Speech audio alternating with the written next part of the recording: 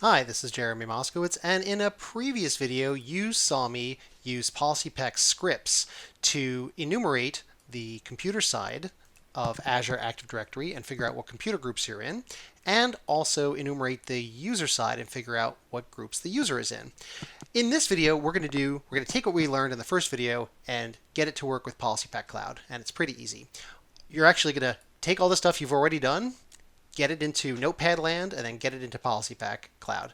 So let me just close all that stuff out. All right, so the first thing you're going to do is for your first policy, install Azure AD module. You're going to view as XML in Notepad, copy that, and then go over to PolicyPak Cloud over here, and I'm going to put it right here into this Azure AD group demo. So I'm going to upload and link a new policy here and just paste it in. All right, and I'm going to give this a good name like PP scripts Azure getting started. Okay, so that's that first script.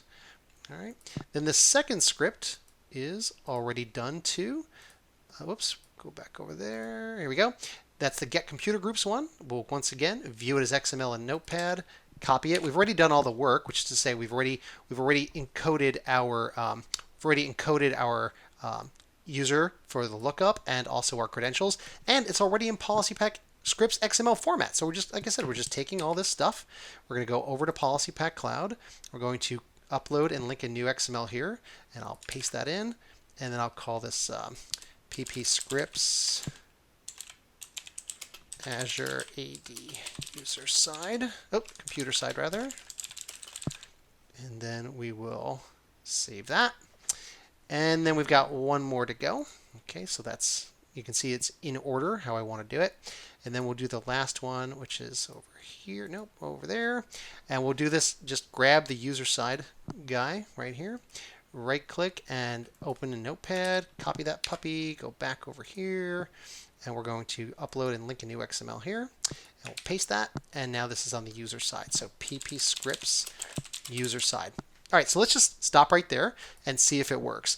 So I've got my computer here hanging out in this computer group. If I were to go over to this computer is just Azure joined. So he's got PolicyPak Cloud and Azure and not group policy. So what does that mean? Well, if I were to go to do pp cloud /sync here, okay, what are we going to do? We're going to go over to the cloud and we're going to download these scripts. And look how it actually does it in the order that we had it lined up.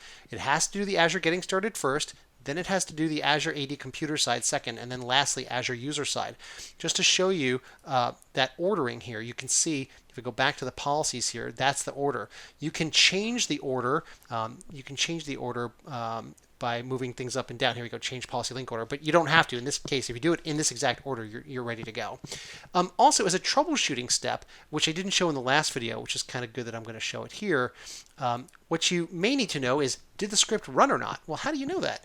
Well, there's two places. The first place is in app data, local, PolicyPak scripts manager. Okay, and if we take a look at PP user on policy changed, okay, what we're going to see here is, did the script actually fire off? Okay, if we look, boom, boom, boom, boom, boom, there we go. We can see that our script is successful, connecting, blah, blah, blah. And these errors are actually totally fine. It's trying to, there's a couple of different methods that we can use to try to figure out what your group membership is, and those fail. And then finally, writing groups, the environment variable success.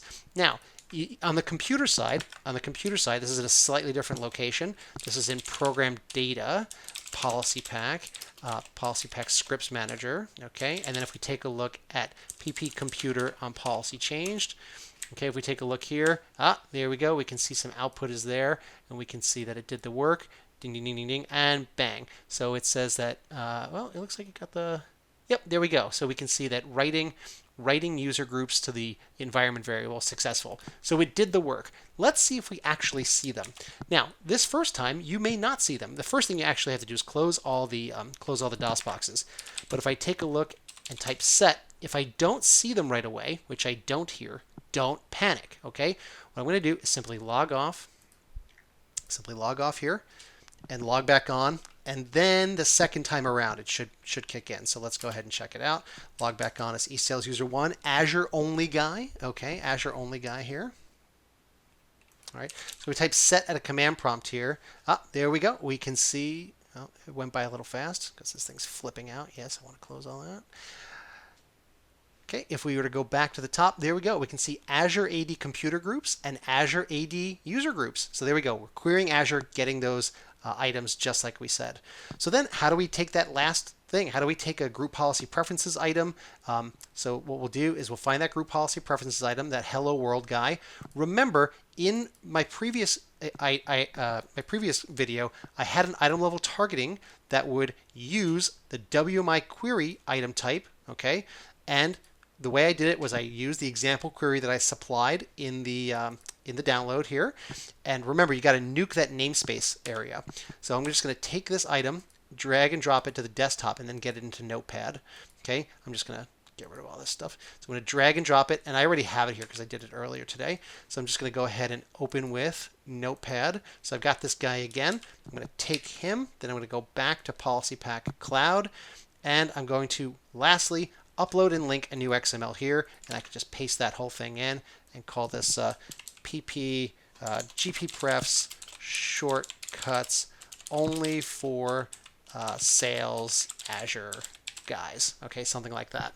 All right, and if we were to look at the thing, if we were to go to edit it after we're done by copying it in, so if we take a look at the shortcut only one, and once again, notice how it's number 4. This is an alphabetical order, but the link policy order, that matters, and that has to go forth. So we're going to click on the item and click on edit policy here. There is the graphical editor here, so you can click edit on this guy, okay, and you'll see everything is in here.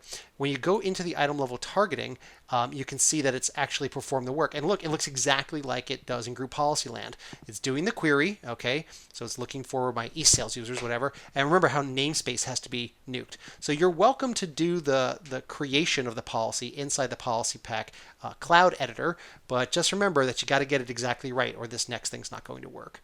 So once I go ahead and click OK here, we're off to the races. Click OK, and now we've got our policy. So if we were to go back to our Azure only machine, Azure join machine here, do pp cloud/sync. Okay, we're going to go ahead and sync with the cloud. What we're looking for is the shortcut group policy preferences shortcut. Here we go, shortcut only for sales Azure guys. And if we just wait a couple seconds, it should, there it is. Hello world. It's evaluated it, and you're off to the races. So with this in mind, basically, this is a good rule to live by with regards to using PolicyPak Cloud. Remember, the first video started with doing some small-scale testing here in group policy land with domain-joined machines, testing it out on a machine and making sure that it actually worked the first time. Then you can take your efforts that you just did and then get it into PolicyPak Cloud, cutting out the middleman, and bang, then you've got it on the target machine. So that wraps it up. And then that's it. So with that in mind, I hope this helps you out and you're ready to get started figuring out where your groups are in Azure. Just so I can say it out loud one more time. Remember, the scripts that we're using are not considered technically secure because if you look inside the scripts, you can see the username and you can see the encrypted credentials, but the key is right here. So a savvy user who knew what they were doing could technically reverse engineer it and actually get the password of this lookup guy. He can't do a whole lot because he doesn't have Office or have any other kind of access, but it is a risk and you should be aware of it. And I just wanted to say it out loud just so there was no mystery there. Okay, hope this helps you out. Looking forward to helping you get started real soon. Thank you. Bye.